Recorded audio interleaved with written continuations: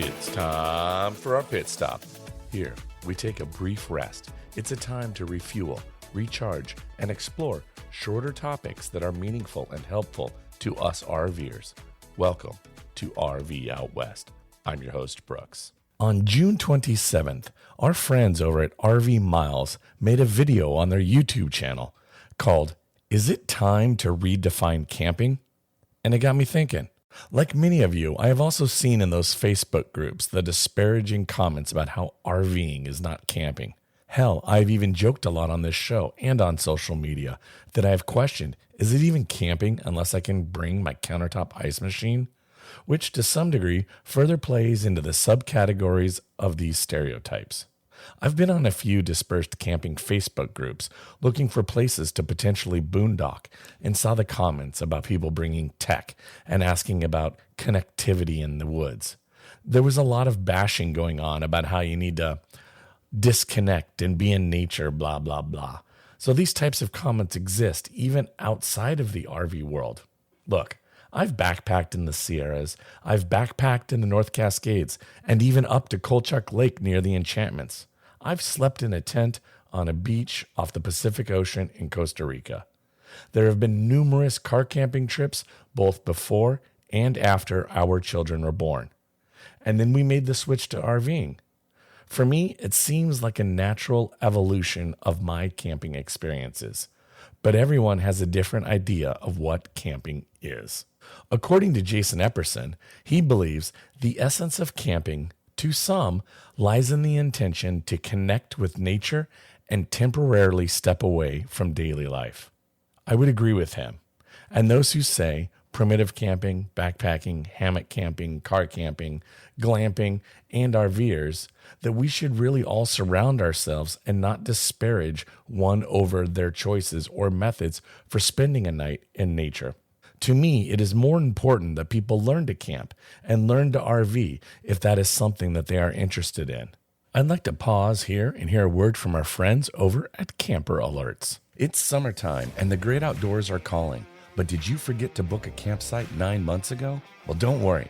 Say goodbye to sold-out campgrounds with Camper Alerts. With Camper Alerts, you can choose your campground, select your site type, and set a personalized alert. And when a site becomes available, they will notify you. It's that simple. Visit camperalerts.com today and start setting your alerts.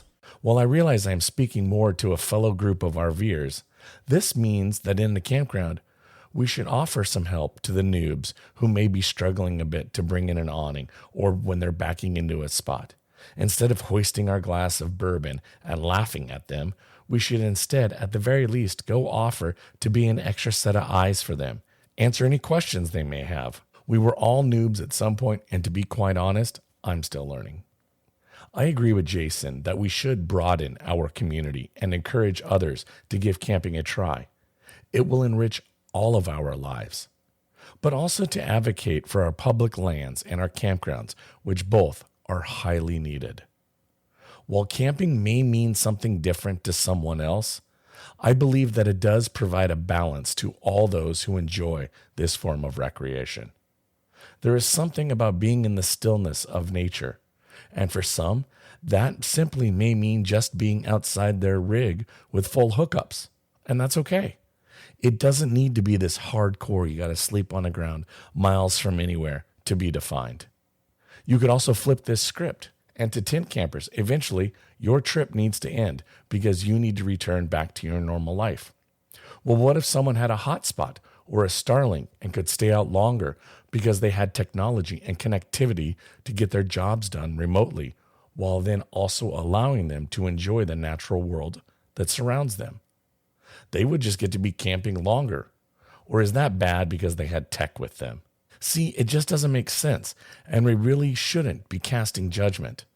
I choose to RV because I like dragging a toilet with me and to be sleeping in my bed. I don't mind camping in the rain anymore. I've got my rain gear, but I can also go inside to get warm, read a book, and enjoy the pitter-patter sounds of rain on my trailer. In fact, with my trailer, I actually am camping a lot more than I did when I was a car tent camper. I'm no longer just relegated to the summer months here in the Pacific Northwest.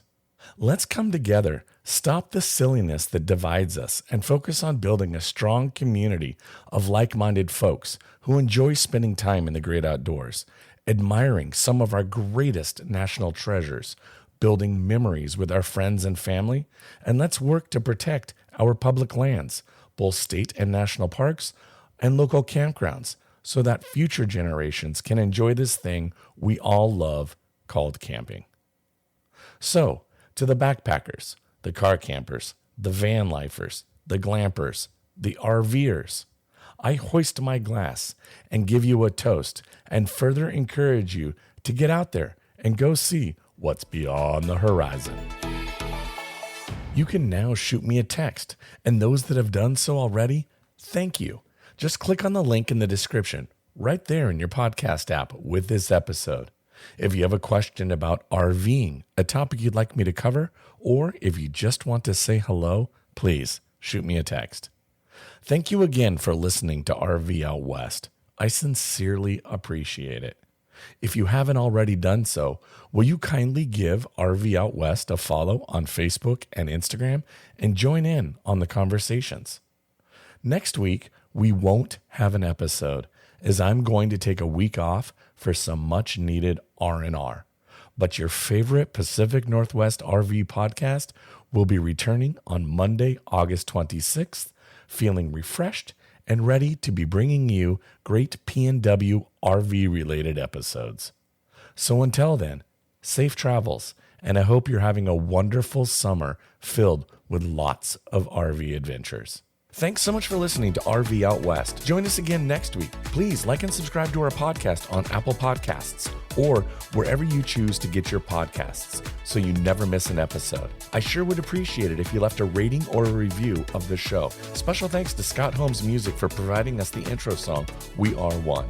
RV Out West can be found on Instagram and Facebook, where you can interact with us and follow along on our RV adventures around the Pacific Northwest. So get out there, explore, and go see what's beyond the horizon.